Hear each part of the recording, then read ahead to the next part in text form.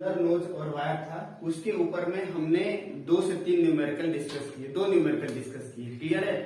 आज हम लोग एक नए टाइप का, ये जो न्यूमेरिकल लिखा हुआ है ये आपके किसी यूनिवर्सिटी मतलब किसी ईयर में आए हुए हैं। अब ये नहीं मुझे पता है 2019 में आया है या 2018 में आया हुआ है, बट वहां से मैंने बहुत सर्च किया तो एक न्यूमेरिकल दिखा नोज एंड वायर के ऊपर में, तो एक अच्छा न्यूमेरिकल है, इसको हम लोग डिस्कस कर लेते हैं। इससे आपका ये जो रेक्टेंगुलर वाला मतलब सॉरी ट्रायंगुलर वाला जो नोज एंड वायर है वो आपका अच्छे से क्लियर हो जाएगा।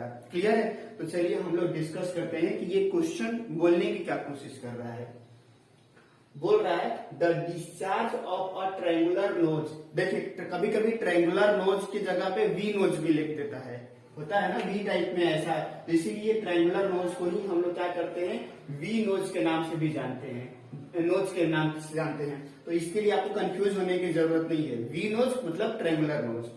तो बोल रहा है the discharge of triangular notch at 20 centimetre head is 12 metre. इसका मतलब ये हुआ कि अगर मैं इसका एक डायग्राम बनाऊं तो ये होता है हमारा वी नोज या ट्रायंगुलर नोज। तो ये बोल रहा है कि अगर इसका जो हाइट है, जब इसका जो हेड है जिसको कि मैं स्मॉल h से डिनोट कर रहा हूं, अगर इसका h जो है वो कितना है 20 सेंटीमीटर है, h इक्वल टू अगर 0.2 मीटर है, तो उस केस में जो हमारा जो डिस्चार्ज हो रहा है वो 12 लीटर। 12 लीटर मतलब क्या, 12 into 10 to the power -3 metre cube पर सेकेंड हो रहा है।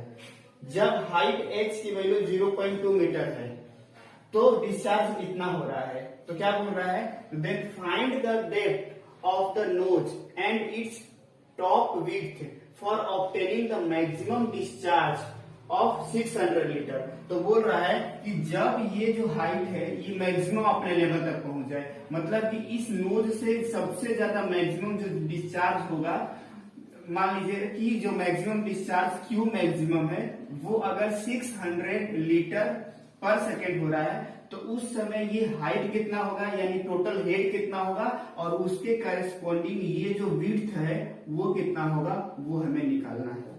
क्लियर है।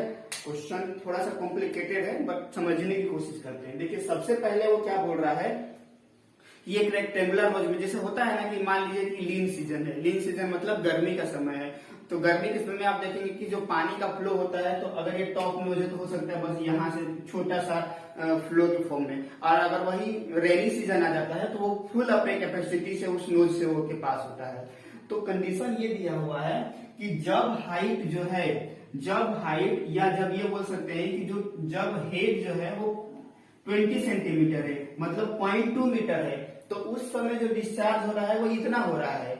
तो ये बोल रहा है कि जब डिस्चार्ज अपने फुल कैपेसिटी से मतलब मैक्सिमम डिस्चार्ज इस पर्टिकुलर नोज से हो रहा है जो कि दिया हुआ है 600 लीटर पर सेकेंड, तो उस समय ये जो हेड कितना होगा और ये विड्थ कितना होगा वो हमें कैलकुलेट करना है। क्लियर है। क्वेश्चन आप समझ में आ गया होगा कि जब हाइट जो है वो 0.2 मीटर है तब डिस्चार्ज दिया हुआ है, तो जब डिस्चार्ज 600 मीटर क्यूब होगा उस समय ये हाइट कितना होगा और ये विड्थ कितना होगा ये हमें कैलकुलेट करना है। क्लियर है। तो आप चाहे तो गिवन डेटा आप लिख सकते हैं, यहाँ पे हम लोग यहाँ चाहे तो लिख सकते हैं, यहाँ पे क्यू को मैं यहाँ लिख देता हूँ, क्यू मैक्सिमम इक्वल टू, या अभी तो लिखना ही है तो ठीक है अभी अपन देख लेते हैं यहाँ पे। तो देखिए गिवन डेटा में क्या दिया हुआ है ना कि डिस्चार्ज दिया हुआ है ना, हाँ डिस्चार्ज इक्वल टू कितना है हमारा 12 into 10 to the power -3 metre cube under head of 0.2 metre. मतलब कि हमारा फॉर्मूला अगर हम लोग ये वाला यूज करेंगे तो जब discharge cube 12 into 10 to the power -3 metre cube है उस समय हमारा h की वैल्यू है 0.2 मीटर क्यूब। क्लियर है। तो यहां से हम लोग अल्टीमेटली क्या करेंगे, देखिए CD की वैल्यू तो दिया ही हुआ है और क्या दिया हुआ है लिख ही लेते हैं, CD की वैल्यू दिया हुआ है 0.6 और ठीक है हमें, और Q मैक्सिमम दिया हुआ है, Q मैक्सिमम दिया हुआ है 600 into 10 to the power -3 metre cube पर सेकेंड, और इसी के करस्पॉन्डिंग H कितना होगा वो हमें कैलकुलेट करना है। तो बहुत ही सिंपल है, फॉर्मूला आप लोग यहाँ पे लीजिए, क्योंकि यहाँ पे कोई वेलोसिटी का अप्रोच ऐसा कुछ दिया नहीं है, तो आप डायरेक्ट क्यू का फॉर्मूला क्या होता है ट्रायंगुलर नोज के लिए, 8/50 multiply by C D into √2g into tan theta by 2 into h का पावर 5/2। अब देखिए पहले केस में अगर डिस्चार्ज दिया हुआ है और उसके करस्पॉन्डिंग हेड दिया हुआ है, तो वहां पे सी डी की वैल्यू दिया ही हुआ है, जी की वैल्यू हम लोग को पता ही होता है। यहां से हम लोग क्या करेंगे, इसका जो एंगल है, ये जो टेन थीटा, ये वाला एंगल हमारा निकल जाएगा।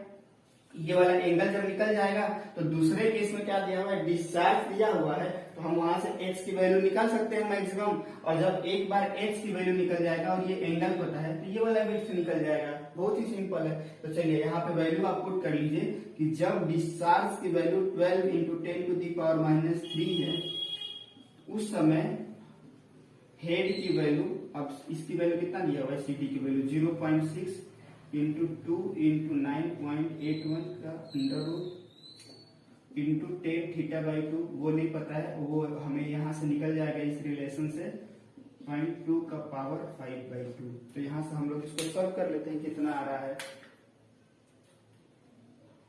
12 इंटू 10⁻³ 8/50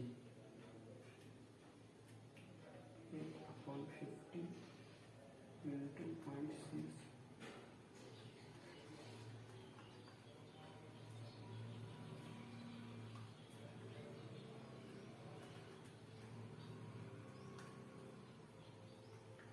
यहां से हमारा टेन थीटा की वैल्यू निकल जाएगा, टेन थीटा बाई 2 की वैल्यू डायरेक्ट निकल जाएगा 0.473 आ जाएगा। क्लियर। अब यहाँ पे देखिए, अब ये तो पहला केस हो गया। अब फॉर मैक्सिमम डिस्चार्ज,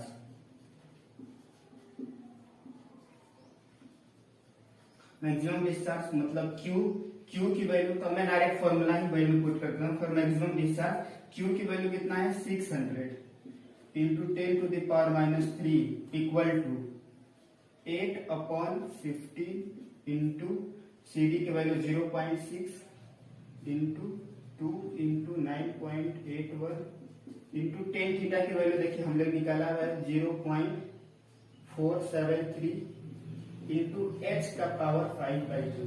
तो यहां से हम h की वैल्यू निकाल लेते हैं। ठीक है, तो 0.6 डिवाइडेड बाई 8.15,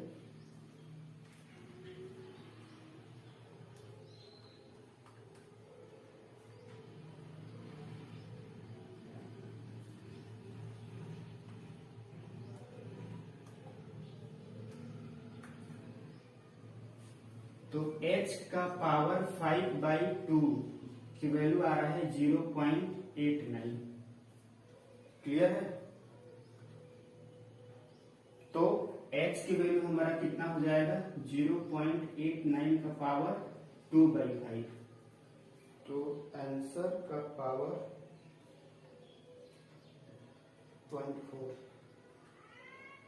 तो h की वैल्यू हमारे आ जाएगा यहाँ पे 0.956 मीटर।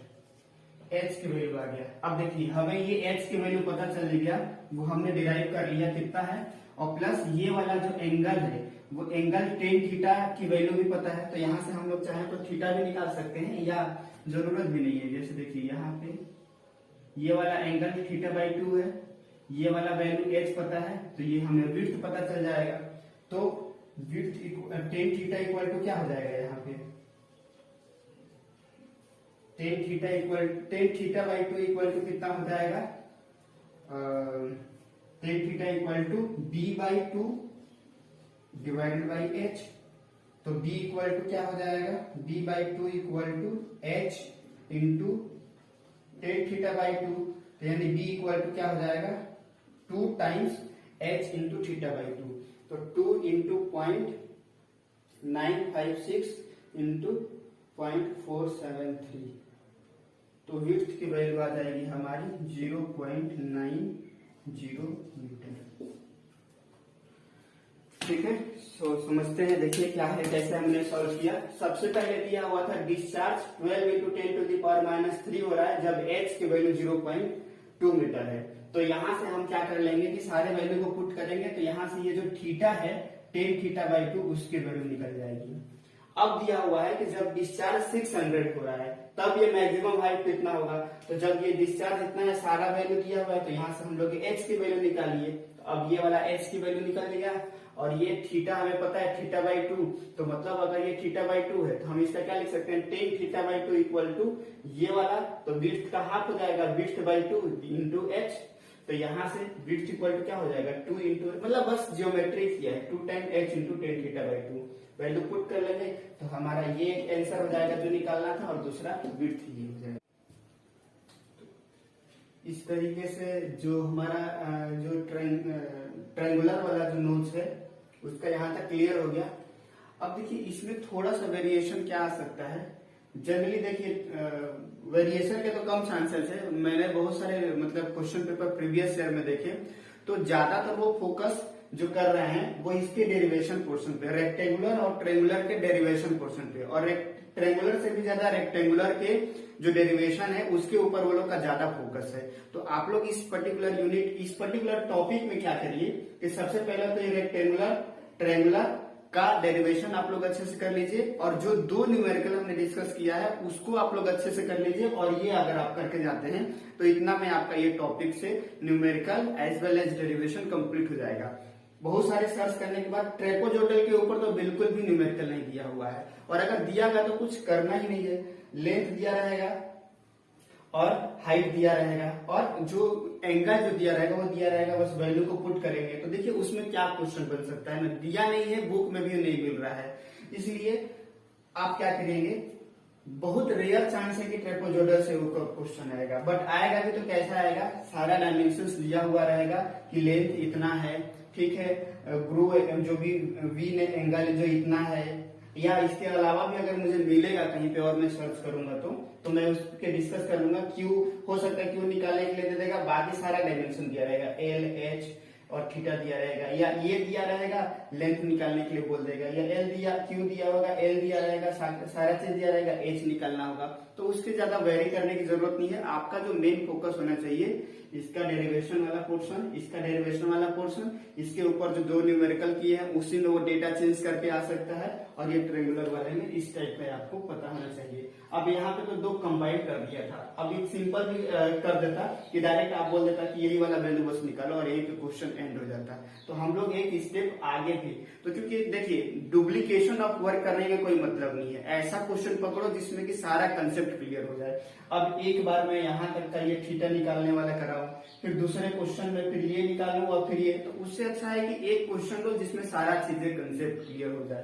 क्लियर है? तो उससे क्या रहता है कि इफिशियंसी क्लास की बनी हुई रहती है।